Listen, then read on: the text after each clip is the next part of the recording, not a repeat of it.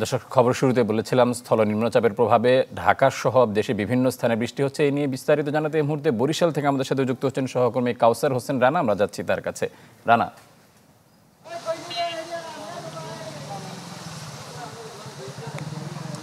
ফারুক, অবিরাম বৃষ্টির কারণে বরিশালের অধিকাংশ সড়ক এখন পানিতে তলিয়ে রয়েছে।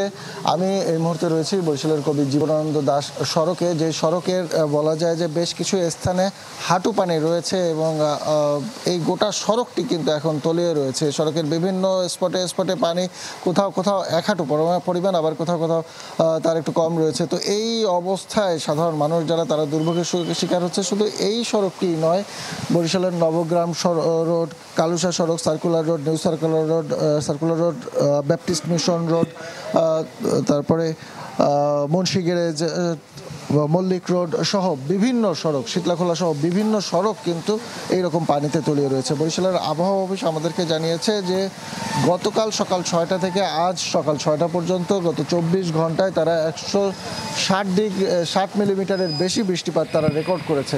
এই একটানা বৃষ্টি হচ্ছে, কখনো মুষলধারায় হচ্ছে, কখনো গুড়ি গুড়ি। তো একটানা এই ভারী বৃষ্টিপাতের কারণে এই পানির পরিমাণ বৃদ্ধি পেয়েছে। যদিও নদীর পানি তেমন একটা বৃদ্ধি পায়নি বলে পানি উন্নয়ন বোর্ড জানিয়েছে।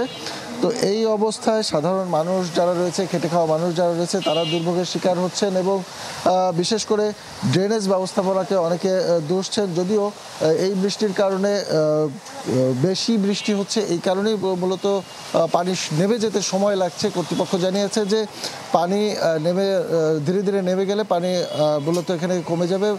নদীর পানিও কিছুটা বৃদ্ধি রয়েছে এবং ভারী বৃষ্টিপাত একটানা হচ্ছে, সেজন্য এই অবস্থা রয়েছে। আবহাওয়া অফিস আমাদেরকে জানিয়েছে যে আগামী 18 তারিখ পর্যন্ত এরকম বৃষ্টি চলার সম্ভাবনা রয়েছে। তো এই ছিল বরিশালের পরিস্থিতি। ফারুক।